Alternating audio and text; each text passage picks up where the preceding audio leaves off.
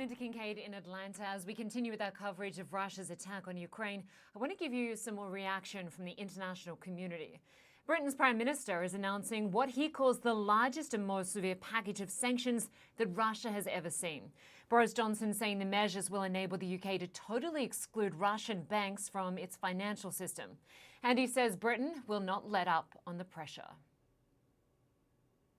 We will continue on a remorseless mission to squeeze Russia from the global economy piece by piece, day by day and week by week. And we will, of course, use Britain's position in every international forum to condemn the onslaught against Ukraine, and we will counter the Kremlin's blizzard of lies and disinformation by telling the truth about Putin's war of choice and his war of aggression.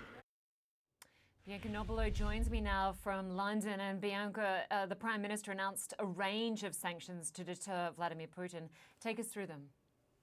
Yes, Lynda, this was a step up from the sanctions that had previously been announced, which were considered to be, in absolute and relative terms to the other countries, quite meagre. This is a big step up in response to the invasion of Ukraine, the full-scale invasion that we're seeing. The sanctions include excluding Russian banks from the UK financial system. Boris Johnson making the point that half of Russia's trade is done in dollars or sterling, so he feels that that would make a big impact, limiting the amount of funds that Russian nationals can hold in the UK. For example, banning dual-use items from being exported to Russia. So those are items that can have military applications as well as peacetime ones. Banning Aeroflot, the Russian airline, from the UK. Asset freezes of over 100 new individuals or entities. So a robust package of sanctions, obviously in concert with other countries.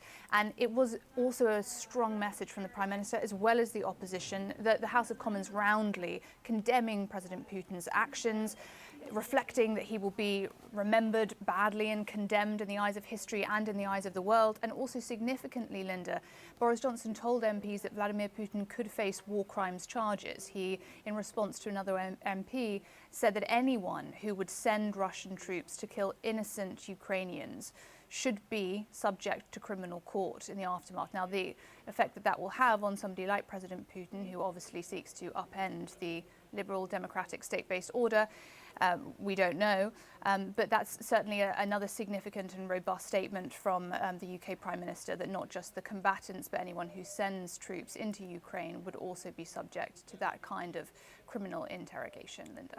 All right, Bianca Nobilo in London, thanks very much. Well, the leaders of the G7 countries, along with top European Union and NATO officials, are strongly condemning the Russian invasion. In a joint statement, they're accusing Russia of reintroducing war to the European continent, and they say Vladimir Putin has, quote, put himself on the wrong side of history. NATO's Secretary-General was among those attending that virtual G7 meeting, and it came as NATO put hundreds of planes and ships on alert and announced plans to further extend its forces on the alliance's eastern flank. The US has announced that it is sending in 7,000 additional troops to Europe. And France is showing solidarity with Ukraine with this compelling photograph, tweeting this image of the EU's 27 national flags, with the flag of Ukraine standing before them. EU ministers are meeting this evening to adopt their own set of sanctions against Russia. Well, I want to return now to my colleagues Victor Blackwell and Alison Camerota for more of our breaking news coverage of the invasion of Ukraine.